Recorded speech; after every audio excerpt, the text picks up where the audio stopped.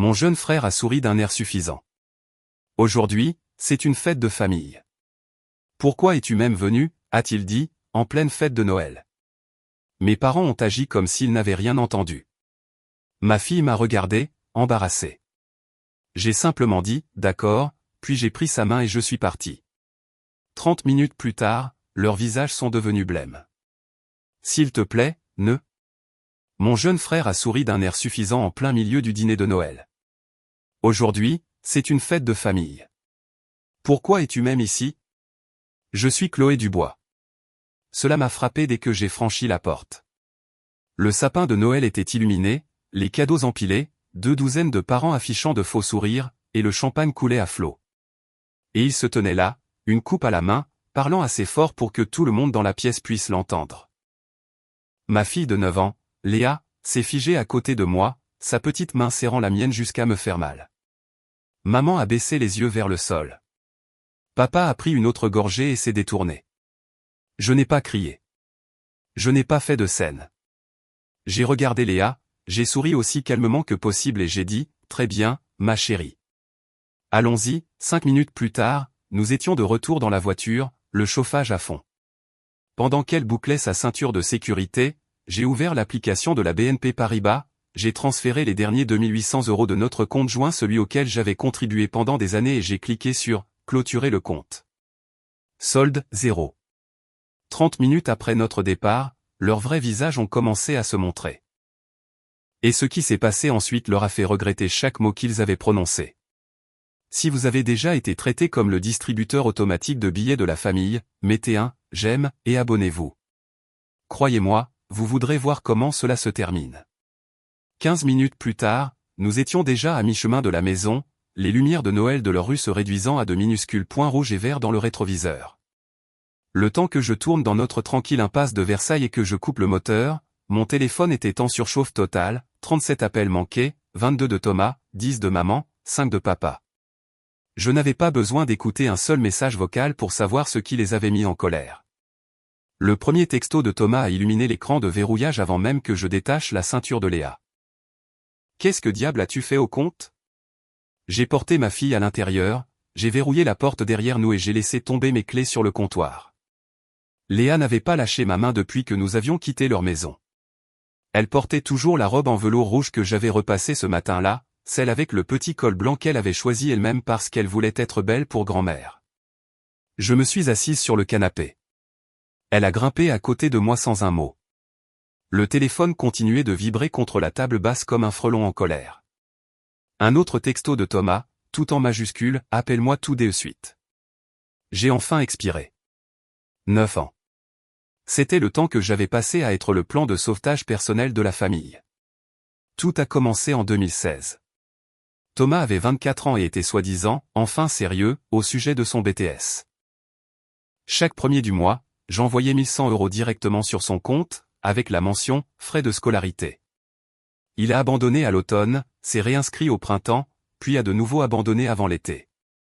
Je ne l'ai découvert que parce qu'un chèque de remboursement est arrivé chez maman et papa à son nom. À ce moment-là, l'argent était dépensé depuis longtemps, et il demandait déjà pour le semestre suivant.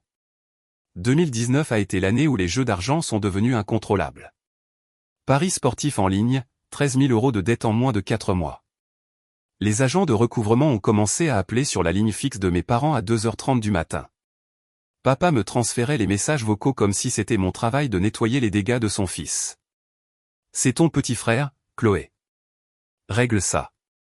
Alors, j'ai vidé le peu que j'avais économisé pour l'avenir de Léa et j'ai tout remboursé. Thomas a pleuré au téléphone, a juré sur sa vie que cela n'arriverait plus jamais. 6 mois plus tard, les mêmes agents de recouvrement étaient de retour. 2021 a été la croisière d'anniversaire. Maman m'a envoyé une brochure glacée par la poste avec un pense-bête adhésif, 40 ans, ma chérie. Nous le méritons bien. 14 jours, tout compris dans les Caraïbes. 17 000 € après les excursions et les pourboires. J'ai tout mis sur ma carte de crédit parce que leur remboursement d'impôt avait été retardé. Le remboursement n'est jamais arrivé. Les photos de sirotant des cocktails sur le pont principal sont apparues sur Facebook 2 semaines plus tard. Puis en 2023, Thomas a décidé qu'il avait besoin d'une nouvelle voiture. Une Peugeot 508 noire, toutes options, celle dont il m'envoyait des vidéos Instagram depuis des mois. 8 500 € rien que pour la compte. Il est arrivé à mon travail au milieu de ma pause déjeuner avec les papiers déjà remplis. Tu sais que je suis solvable, Serette. Allez. J'ai fait le chèque sur le parking. Il doit toujours le solde restant au concessionnaire, mais la voiture est garée dans l'allée de maman et papa depuis lors. Léa s'est blottie contre moi, ses petits doigts tordant le tissu de ma manche. Le téléphone a de nouveau vibré. Un autre texto de Thomas. Ce n'est pas une blague. Règle ça. Elle a levé les yeux vers moi, ses yeux immenses. Maman, pourquoi oncle Thomas te déteste autant? La question m'a frappé plus durement que n'importe lequel des cris précédents. Je l'ai prise complètement sur mes genoux, même si elle devenait trop grande pour ça. Il ne me déteste pas, mon bébé, ai-je dit, la voix basse. Il est juste habitué à ce que je dise oui à chaque fois qu'il demande quelque chose. Aujourd'hui, j'ai finalement dit non. Elle est restée silencieuse un long moment, en pleine réflexion. Puis, d'une toute petite voix, c'est pour ça qu'il a crié devant tout le monde? J'ai hoché la tête. Certaines personnes ne savent pas comment gérer un non. Une autre vibration. J'ai mis le téléphone sur haut-parleur et j'ai joué le dernier message vocal de Thomas pour qu'elle puisse l'entendre elle-même. Chloé, tu as exactement 5 minutes pour remettre chaque centime, ou je te jure que. Je l'ai supprimé avant qu'il ait fini. 2 nuits plus tard, des coups violents nous ont réveillés à 23 h. J'étais sorti du lit avant la deuxième salve de coups, l'adrénaline inondant déjà ma poitrine. Le murmure effrayé de Léa venait du couloir. Maman, qu'est-ce que c'est? Je lui ai dit de rester à l'étage et je suis descendu à tâtons dans le noir. Les coups ont repris, si fort que les fenêtres de devant ont tremblé dans leur cadre. À travers le Judas, j'ai vu Thomas tituber sur le porche, sa veste trempée, une odeur de whisky s'infiltrant par l'interstice sous la porte. Ses yeux étaient des fentes injectées de sang, ses cheveux en bataille, son visage rouge et humide de sueur. J'ai mis la chaîne et j'ai ouvert la porte de quelques centimètres. Rentre chez toi, Thomas. Maintenant. Il a frappé des 2 paumes contre le bois si fort que la chaîne a cliqueté. Ouvre cette fichue porte. J'ai besoin d'argent ce soir. Tout de suite. Sa voix a retenti dans toute l'impasse. La lumière du Porsche de Madame Chevalier s'est allumée de l'autre côté de la rue, puis celle des Martins à côté. Tu crois que tu peux simplement geler le compte et disparaître, a-t-il rugi. 45 000 €, Chloé. 45 000 € de carte de crédit sur le point d'être bloquée parce que tu as fait ton petit numéro de Noël. Il a commencé à faire les 100 pas, ses bottes martelant le sol comme s'il voulait briser le béton. La Société Générale a déjà bloqué ma carte platine ce matin. Le Crédit Lyonnais a laissé 3 messages vocaux menaçants de recouvrement. American Express a envoyé une lettre recommandée, 30 jours où il me signale à la Banque de France. 45 000 au total parce que moi, je vis un peu. Une Rolex en mise de côté. 4 week-ends complets à Monaco, service de bouteille au Jimmy Z. C'est comme ça que les vrais hommes vivent. Pas assis dans cette maison chiante à manger des céréales pour le dîner. Les petits pas de Léa ont craqué sur les escaliers derrière moi. Je me suis retourné et je l'ai vue à mi-chemin, serrant sa girafe en peluche, la lèvre inférieure tremblante. Thomas l'a aperçue et a laissé échapper un rire rauque. Oh, parfait. Maintenant, la gamine a des places au premier rang pour voir sa mère détruire toute la famille. C'en était trop. J'ai sorti mon téléphone de ma poche, j'ai composé le 17 et j'ai mis le haut-parleur avant qu'il puisse reprendre son souffle. Police nationale, j'écoute. Le visage de Thomas s'est affaissé à l'instant où il a entendu la voix. J'ai un homme en état d'ivresse sur mon Porsche qui refuse de partir, ai-je dit, parfaitement calme. Il crie des menaces et dérange le voisinage. Pouvez-vous envoyer une patrouille? L'opératrice a demandé l'adresse. Je l'ai donné clairement en le fixant droit dans les yeux. Il a fait un pas en arrière en titubant. Tu appelles sérieusement les flics pour ton propre frère? Tu as peut-être 3 minutes, ai-je répondu. La couleur a quitté ses joues. Il a regardé à gauche vers la rue vide, puis à droite, puis de nouveau vers moi comme s'il se réveillait d'un mauvais rêve. Les sirènes étaient déjà faibles au loin. Ce n'est pas fini, a-t-il craché, mais le combat avait quitté sa voix. Il s'est retourné, a failli trébucher sur le nain de jardin, et a chancelé jusqu'à sa Peugeot, garée de travers sur 2 places. Le moteur a rugi, et les feux arrière ont disparu au coin de la rue juste au moment où la première voiture de police est arrivée 30 secondes plus tard, ses gyrophares projetant des éclats silencieux bleus et rouges sur la façade de la maison. J'ai fermé la porte, les verrouillé, j'ai glissé le pêne dormant et je suis resté là, respirant fort. Léa était toujours figée sur la 3e marche, tremblant si fort que je pouvais le voir à 10 mètres de distance. J'ai ouvert les bras. Elle a dévalé les escaliers et s'est jetée contre moi, le visage enfoui dans mon ventre, ses petits sanglots étouffés contre ma chemise. Je l'ai portée jusqu'à son lit, je l'ai bien bordée et je me suis assise sur le bord jusqu'à ce que sa respiration se régularise. Puis je suis restée assise là beaucoup plus longtemps. Le samedi matin suivant, un Renault Trafic argenté familier s'est garé dans mon allée. J'étais encore en pyjama en train de me verser un café quand la sonnette a retenti. Par la fenêtre, j'ai vu oncle Marc sortir de son utilitaire poussiéreux avec des plaques d'immatriculation de Marseille, plusieurs heures d'autoroute encore collées à la peinture. Il portait une petite boîte noire dans une main comme si elle pesait 50 kilos. Léa m'a devancé à la porte. Oncle Marc. Il l'a soulevée dans une étreinte rapide, l'a reposée doucement, puis m'a regardé avec les mêmes yeux fatigués dont je me souvenais de mon enfance. Ce n'était pas une visite de courtoisie pour les fêtes. Nous nous sommes assis à la table de la cuisine. Léa a disparu dans le salon avec des dessins animés. Oncle Marc a posé la boîte devant moi. À l'intérieur se trouvait une simple clé USB noire de 64 gigaoctets. Je sauvegarde des captures d'écran de la conversation de groupe de la famille depuis 2012, a-t-il dit, en gardant la voix basse. Chaque fois que l'argent était mentionné. Chaque fois qu'il parlait de toi. Je suis resté silencieux parce que c'est mon grand frère et elle est ma belle-sœur.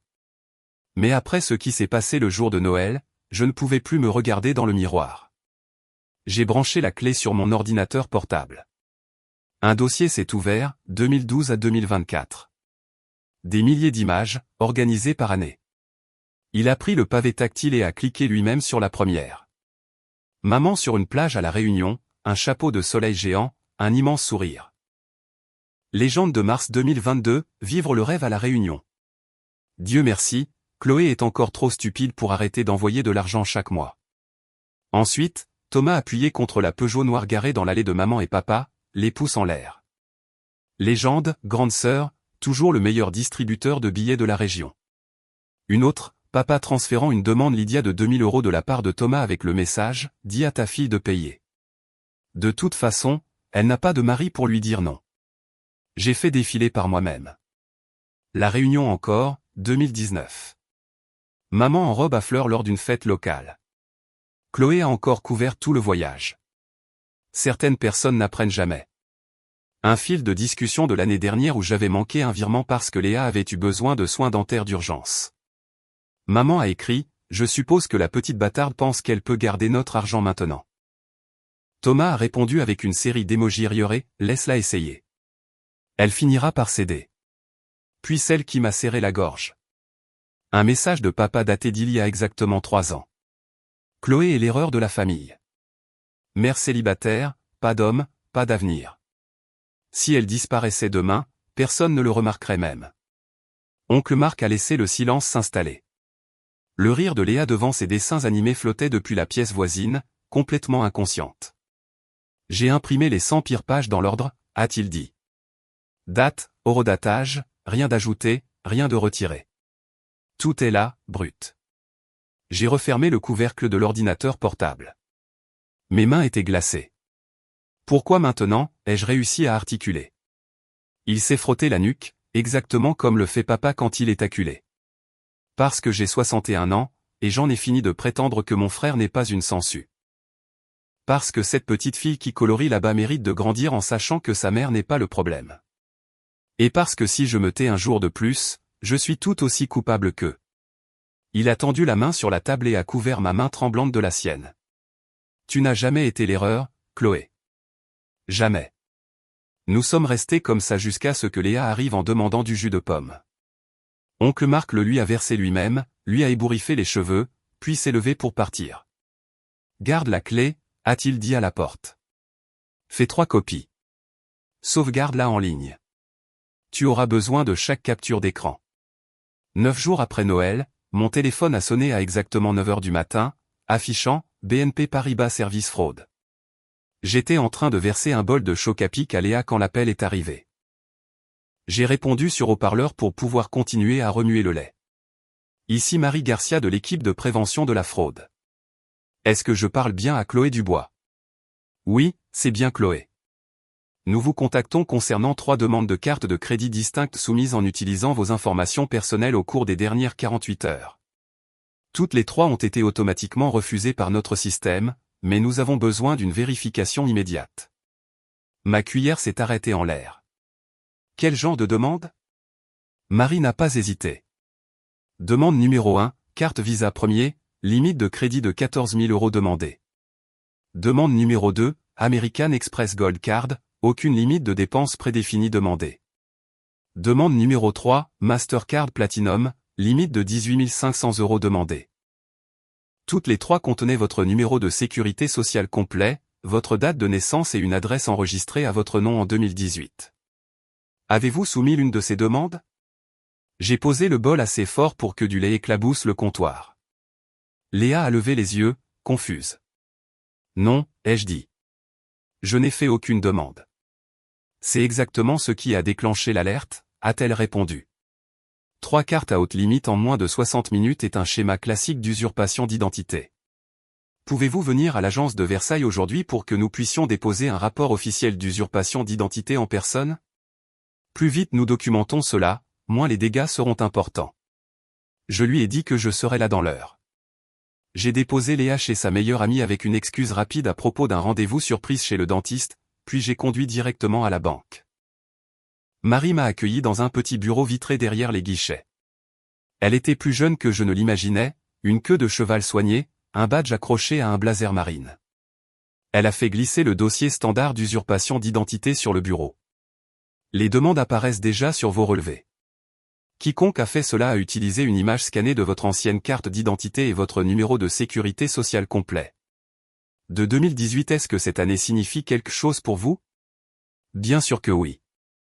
La seule personne à qui j'avais jamais envoyé par courriel une photo claire de ma carte de sécurité sociale et de ma carte d'identité était Thomas. Il avait besoin d'une référence financière pour un appel de dernière chance concernant un prêt étudiant après avoir de nouveau échoué. J'avais envoyé les scans depuis mon téléphone alors que j'étais assise sur le parking de cette même agence. J'avais encore le courriel. J'ai fouillé dans mon sac à main et j'ai sorti la clé USB que mon oncle Marc m'avait donnée 6 jours plus tôt. Mon oncle a compilé 12 ans de capture d'écran de la conversation de groupe de la famille. Le nom de mon frère revient souvent quand il s'agit d'argent. Vous allez vouloir voir ça. Marie a pris la clé sans hésiter, l'a branchée sur son poste de travail sécurisé et a commencé à faire défiler. Ses yeux se sont écarquillés presque immédiatement. C'est très complet. Elle a copié tout le contenu sur le serveur de fraude de la banque, puis a imprimé l'attestation sur l'honneur d'usurpation d'identité et les formulaires de dépôt de plainte pour que je les signe. Un spécialiste principal de la fraude nous a rejoint 10 minutes plus tard. Il a tout examiné, a tamponné des pages en rouge et m'a remis une lettre officielle sur papier à en-tête de la BNP Paribas. Nous avons maintenant placé une alerte à la fraude étendue sur vos dossiers. Toute future demande à votre nom sera instantanément gelée jusqu'à ce que vous la vérifiez personnellement par téléphone en utilisant le code PIN que nous venons de créer. Nous avons également signalé votre numéro de sécurité sociale à la Banque de France comme étant compromis. 7 ans. Le chiffre a pesé lourd. Marie m'a raccompagné jusqu'à la sortie. Vous avez bien fait de venir aujourd'hui. La plupart des gens attendent des semaines, et les dégâts sont permanents. Si la police a besoin de copies de quoi que ce soit, demandez-leur de m'appeler directement. Voici ma carte. Je l'ai remercié et je suis retourné sous le froid soleil de janvier, me sentant à la fois protégé et complètement violé. Quelqu'un qui portait mon nom de famille venait d'essayer de détourner toute ma vie financière en une matinée désespérée. 3 semaines plus tard, juste avant la pièce de théâtre de l'école de Léa, un homme en costume gris bon marché s'est placé devant ma voiture sur le parking du bureau. Il a tapoté la vitre avec une épaisse enveloppe Kraft. Chloé Dubois. Vous êtes assignée. J'ai baissé la vitre juste assez pour prendre les papiers. Tribunal d'instance de Versailles, tamponné en rouge en haut. Numéro de dossier SC 2022 ZO47. Demandeurs, Roland Dubois, Déborah Dubois et Thomas Dubois. Défenderesse, Chloé Marie Dubois. Montant réclamé, exactement 45 000 €. La plainte elle-même faisait 8 pages. L'écriture cursive parfaite de maman sur un bloc-notes jaune, scannée et jointe en tant que pièce A, était un registre manuscrit intitulé « Prêt à Chloé, 2016 ». Chaque virement que j'avais jamais envoyé était listé comme un « prêt familial », remboursable sur demande. La croisière, l'acompte de la Peugeot, les dettes de jeu, même les chèques de frais de scolarité mensuels étaient tous là, réétiquetés comme des prêts que je leur devais supposément. Je suis resté assise au volant, lisant jusqu'à ce que la première cloche de l'école sonne au loin. Puis j'ai appelé Sarah Petit, la seule avocate que j'ai trouvée avec des avis 5 étoiles et une disponibilité la même semaine. Une provision de 2000 € a été virée avant la fin de la journée. Sarah m'a rencontré le lendemain matin dans son bureau de Boulogne-Billancourt. J'ai apporté 3 boîtes d'archives.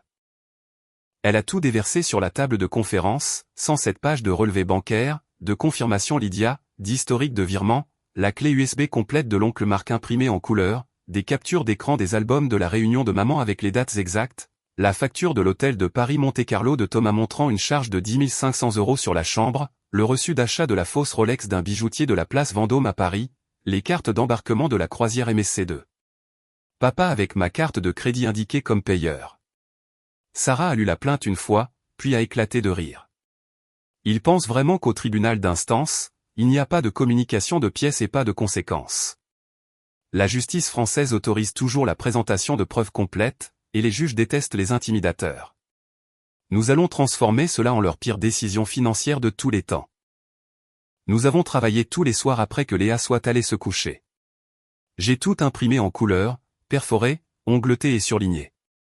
Sarah a rédigé une réponse de 12 pages niant chaque allégation de prêt, a joint ma propre liste de pièces de 42 pages et a déposé une demande reconventionnelle pour préjudice moral, plus les frais d'avocat complets et les dépens. Nous avons tout soumis au greffe du tribunal le 30 janvier. La date de l'audience a été fixée au 3 mars, 8h30, salle 12, à Versailles. Maman a envoyé un texto le soir même, abandonne les poursuites, et nous pourrons toujours être une famille pour l'anniversaire de ta fille. Thomas a envoyé une note vocale, tu ruines tout le monde, égoïste. Papa a appelé une fois et n'a laissé aucun message. J'ai tout sauvegardé. La veille de l'audience, j'ai préparé mes vêtements comme si j'allais à un enterrement, tailleur pantalon noir, cheveux en chignon bas. Sarah a envoyé un texto à 22h, dors. Demain, nous mettons fin à tout ça. L'audience était prévue pour un lundi matin froid de début mars. La salle 12 du tribunal de Versailles sentait le vieux papier et le nettoyant industriel. La pièce était plus petite que mon salon, juste des rangées de bancs en bois et un seul bureau surélevé. La juge Eliane Moreau, la cinquantaine, tailleur noir impeccable, sans sourire, a pris place à exactement 8h30. Maman, papa et Thomas étaient assis à gauche. Thomas portait un costume bleu marine emprunté, 2 tailles trop grand, les manches engloutissant ses mains. Maman serrait un mouchoir qu'elle n'a jamais utilisé. Papa regardait droit devant lui comme s'il attendait un traitement de canal. Sarah et moi étions assises à droite. Mon classeur faisait 8 cm d'épaisseur, des onglets colorés dépassant comme un arc-en-ciel. Le greffier a appelé notre affaire. La juge Moreau n'a pas perdu de temps. Les demandeurs réclament 45 000 € en prêts familiaux. La défenderesse nie et dépose une demande reconventionnelle pour harcèlement. Demandeur, vous pouvez commencer. Papa s'est levé le premier. Sa voix s'est brisée à la deuxième phrase. Il a lu le bloc-notes jaune de maman, répétant la même histoire de « prêt sur demande ». Quand il est arrivé à la partie où je refusais d'honorer mes obligations familiales, la juge a levé la main. J'ai lu la plainte. Asseyez-vous, monsieur. Thomas a essayé ensuite. Il a commencé fort, disant que j'avais toujours été la difficile et que maintenant j'essayais de détruire la famille. La juge l'a interrompu après 90 secondes. Monsieur Dubois, ceci n'est pas un feuilleton télévisé. Uniquement des faits. Sarah s'est levée. Madame la juge, puis-je présenter les preuves de la défenderesse? La juge Moreau a hoché la tête une fois. Sarah a remis le classeur. La juge l'a feuilleté lentement, page par page, les virements bancaires avec des mémos comme « Scolarité Thomas »,« Croisière maman et papa »,« Dette de jeu Thomas », les photos de la réunion avec horodatage, le reçu de la fausse Rolex, les factures d'hôtel de Monaco, toute la clé USB imprimée dans l'ordre, la lettre d'alerte à la fraude de la BNP Paribas. 35 minutes plus tard, la juge a fermé le classeur et a enlevé ses lunettes. Je n'ai jamais a-t-elle dit, sa voix basse mais tranchante, vu une tentative plus flagrante d'utiliser le système judiciaire comme une arme contre un membre de sa famille. Ce ne sont pas des prêts. Ce sont des dons documentés, extorqués sous manipulation émotionnelle pendant 8 années consécutives. Les propres messages de groupe des demandeurs qualifient la défendresse de distributeur de billets et pire encore. Cette plainte est rejetée. Maman a émis un petit son étouffé. La juge Moreau n'avait pas fini. De plus, la tentative d'usurpation d'identité documentée aux pages 87 à 102 est renvoyée au procureur de la République de Nanterre pour une enquête pénale. Le greffe du tribunal transmettra le dossier aujourd'hui. Elle s'est tournée vers les demandeurs. Vous paierez les frais de dépôt de la défendresse de 370 €, les dépens de 4100 € et les frais d'avocat complets de 2000 €. Jugement total contre les demandeurs, 6470 €, dû dans les 30 jours. Thomas a ouvert la bouche. La juge a pointé son marteau vers lui. Un mot de plus, et j'ajoute l'outrage au tribunal. Elle a ensuite signé une ordonnance enjoignant à la Banque de France d'ajouter une mention permanente au dossier de Thomas Dubois, tentative d'usurpation d'identité, vérifiée par le tribunal. Cette seule ligne le suivrait pendant des années. Le visage de papa est devenu gris. Leur paiement de crédit immobilier, celui que je couvrais chaque février lorsque les impôts fonciers arrivaient, était déjà en retard depuis janvier. Sans mes virements, ils avaient complètement manqué celui de février. J'ai appris plus tard que la banque avait déjà lancé la procédure de précontentieux. La juge a frappé une fois avec son marteau. Affaire terminée. Sarah m'a serré la main en sortant. Maman a essayé de m'attraper le bras dans le couloir. Je l'ai contourné sans ralentir. 5 mois après le jugement, le panneau « À vendre » est apparu devant la maison où j'ai grandi à Saint-Germain-en-Laye. En août, le panneau avait été remplacé par une bannière rouge vif, vente aux enchères pour saisie, tendue sur le garage. La banque a pris possession de la propriété le 15. Je ne le savais que parce que l'oncle Marc m'a envoyé une photo du camion de déménagement s'éloignant avec le peu de meubles qu'il possédait encore. Thomas a perdu son emploi au concessionnaire la même semaine. Son dossier de crédit était devenu désastreux après que la mention d'usurpation d'identité ordonnée par le tribunal l'ait fait ficher à la Banque de France. Le directeur des ventes lui a dit qu'il ne pouvait pas avoir quelqu'un avec des signalements de fraude active vendant des voitures nécessitant un financement. Il a été escorté dehors avant le déjeuner. Un jeudi après-midi de fin août, la sonnette a retenti pendant que Léa et moi faisions des biscuits. J'ai ouvert, m'attendant à un colis. Une femme d'une 60aine d'années se tenait sur le porche, les cheveux argentés en un carré soigné, tenant une grande boîte cadeau pastel nouée d'un ruban violet. Elle ressemblait tellement à papa que cela m'a coupé le souffle pendant une seconde. « Chloé » a-t-elle demandé doucement. « Je suis Patricia, la sœur aînée de ton père. » Tante Patricia, celle dont ils avaient cessé de parler en 2009 après une dispute que personne ne m'avait jamais expliquée. Elle a déplacé la boîte sur une hanche. J'ai entendu ce qui s'est passé. Tout. J'aurais dû venir plus tôt, mais je n'étais pas sûr que tu voudrais voir quelqu'un portant le nom de famille Dubois. Léa a jeté un coup d'œil derrière ma jambe. Tante Patricia s'est immédiatement agenouillée. Tu dois être Léa. Joyeux 10e anniversaire en retard, ma chérie. Elle lui a tendu la boîte. À l'intérieur se trouvait la poupée de collection Corolle exacte que Léa avait encerclée dans le catalogue à Noël dernier et n'avait jamais eu. Léa a eu le souffle coupé et a serré sa nouvelle poupée comme si elle pouvait disparaître.